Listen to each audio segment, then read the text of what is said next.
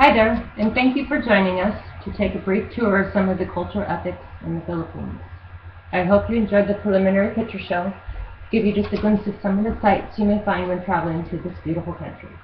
The purpose of our presentation is to deliver information about how to effectively do business and socialize in the Philippines as a foreigner. We will be covering topics to include traveling smart, doing business, and appropriate behavior in socializing. Joining me today to help cover these topics will be Lee Baldridge and Renee Carnes. I personally will be covering the Traveling Smart segment of our presentation. Lee will be covering doing business and Renee will be covering behavior and socialization. Now, as with any country, in the Philippines, we highly encourage you to be well prepared in advance. In preparation, there are many questions to consider asking. I will bring your attention to many of the areas that should be addressed in order to be prepared and increase the likelihood of having a positive experience. Some of these areas include what background information would be good to know about the Philippines before you go, such as geography and the people. What to do before you go. Do you need a visa? Air travel info. What are some of the major cities and airports? What are some of the airlines that travel to and from the Philippines? And are there nonstop? From and to which airports? How about the hotels? How should you book and what are they like? What's the weather like? What types of transportation are there while you're there? What form of currency is used and what is the exchange rate? What are the common tipping practices used for hotels, restaurants, and taxis? And what is the national language? These are all questions that you should be thinking about and preparing for. So let's begin from the top. What exactly is some useful background information to know before you go? With regard to the geography of the country, here are some interesting facts. The Philippines is approximately 300,000 square kilometers and is just slightly larger than the state of Arizona. It is comprised of 7,107 islands. Its climate is considered tropical marine and its terrain is mostly mountainous with narrow to extensive coastal lowlands. More specific information about the weather will be addressed later. The Philippines is comprised of three main regions, Luzon, Visayas, and Mindanao, as well as 80 individual provinces. And here we will take a look. Here's a small map that you may not be able to see the details of. However, you can see the basic outline and the separation of the three regions. Here we have Luzon, and there we have Visayas and Mindanao down here. And then we also have our provinces, which you can see that there's a pretty extensive list, although you're not going to be able to read each of them. And then they have kind of a similar layout to what we might see for counties in a state. So what about the people? As of July 2012, the population in the Philippines was recorded at just over 103,775,000 people. There are two official languages, Filipino based on Tagalog, in addition to 8 dialects, and then English. More on the Filipino language will be talked about when we cover common phrases later. The Philippines claimed their independence from Spain June 12, 1898, and from the U.S. on July 4, 1946. And here we have a model of the Philippine flag. Religion in the country is primarily Roman Catholic at 80.9%. So what should you do to prepare? Do you need a visa? You can enter the Philippines without a visa if your stay does not exceed 21 days, you hold valid tickets for return to port of origin or next destination, and your passport is valid for 6 months. If this is not the case, then you must obtain a visa. And this can be done through the Philippine Embassy or Consulate Office in the U.S. Air travel. Ninoy Aquino International, also known as Manila International Airport, is the primary airport serving the Philippines and the one likely to be traveled via international flights. Many commercial carriers provide international flights and can offer competitive pricing.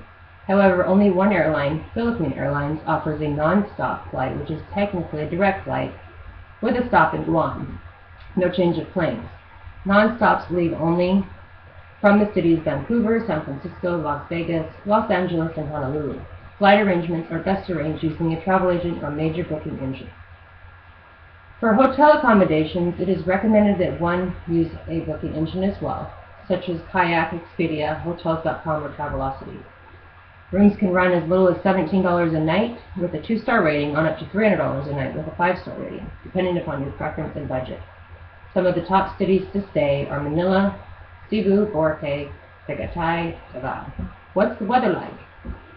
As I mentioned earlier, the weather is marine tropical, and here we have a climate map of the different types.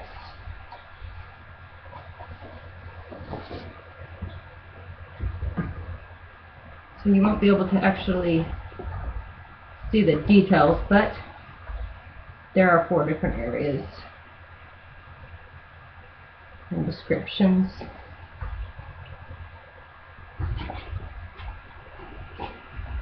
And those areas can range from being 2 pronounced seasons under the Type 1, dry from November to April, wet during the rest of the year.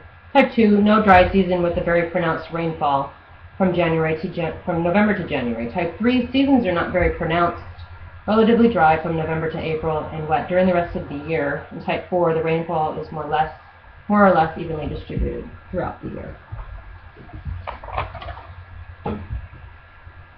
There's so many options that you can use in getting around the Philippines. They all start at Manila. Depending on where you want to go, how quickly you want to get there, how adventurous you want to be, will determine your best form of transportation. Once you've arrived, you can take any of the following forms of transportation, and I will give a visual example of several.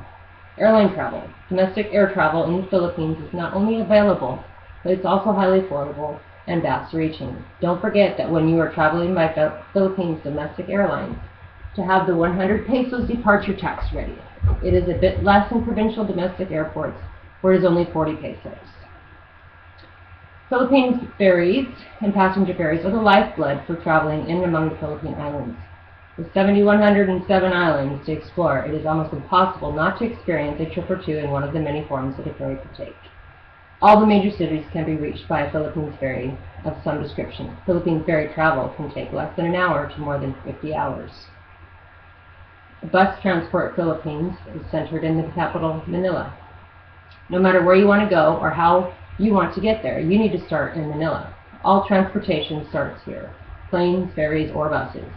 Some buses will even transport you on ferries where required. Taxis. Taxi tips. Always remember there is an abundance of taxis. If you don't like the first one that you came across for whatever reason, don't hesitate to close the door and wait on another. You will not have to wait long. Once you've waved the taxi down and before you get into the taxi, ask the driver to turn the meter on. This is important. Always ask for the meter to be turned on. Don't be conned by the taxi driver. If the driver says no or tells you the meter does not work or pretends not to understand you, just close the door and remember tip number 1. Make sure you have small peso notes to pay for the taxi fare. 9 times out of 10, he has a change for you, but you are not to know either way.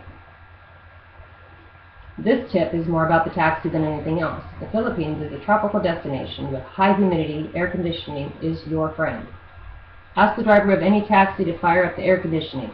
If it works, you will know pretty much straight away. Put your hand over the vent. If it does not, then remember tip number 1. There's also light rail transit, metro rail transit, and some very unique forms of transit. We're going to start with jeepneys.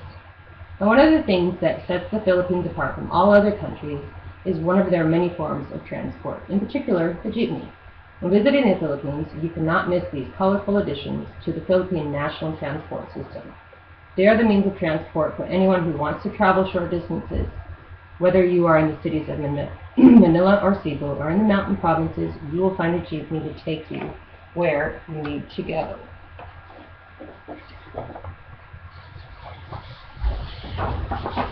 And here we have typical pictures of some jeepneys. Banca boats. Since the Philippines is a nation of islands, they use the traditional form of water transport, which is the banca boat. They are sturdy and come in all shapes and sizes and colors. Some are huge and some are used to carry enormous amounts of people, while others are single-man fishing bancas. They all serve their own purpose. off the boat. Tricycles are small motorcycles using 125 horse with a sidecar and are used as a taxi service. They are generally found in smaller cities and rural areas and are very useful. Your bag is strapped to the roof of the sidecar, and then you just jump in the sidecar and off you go. Here we have a couple tricycles. Polices are horse-drawn carriages, which were the nobility's way of traveling around the cities in the 18th century.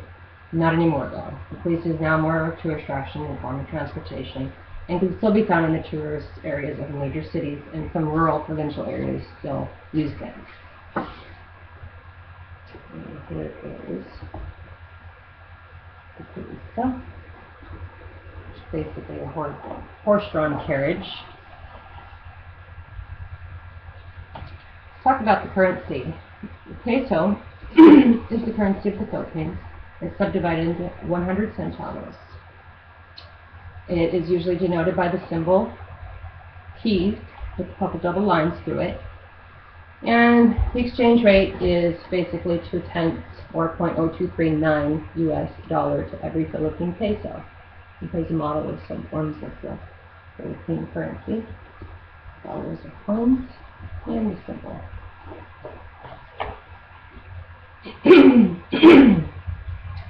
As far as tipping, normally the hotels and restaurants have a service charge included into the bill, and tipping is not required. If you feel the service is outstanding and still wish to tip the bellboy or waiter in the restaurants, the amount is entirely up to you. Most taxis run with a metered fare, and hence tipping is not required. Now, about the language. Tagalog is a native language of the Philippines, and is the main language of central and southern Luzon. It is also widely spoken throughout the Philippines. The Tagalog language has developed a unique vocabulary utilizing words from its own Malayan roots and also from other foreign languages, which include Spanish, Chinese, English, and other forms of languages. Filipino phrases. You do not need to master Filipino to be able to converse with basic questions. Even if you get the pronunciation completely wrong, the Filipino people will love you more because you have tried. Thank you for joining me for this portion of Cultural Ethics in the Philippines presentation. I hope by watching you have gained some useful information about how to travel a little smarter.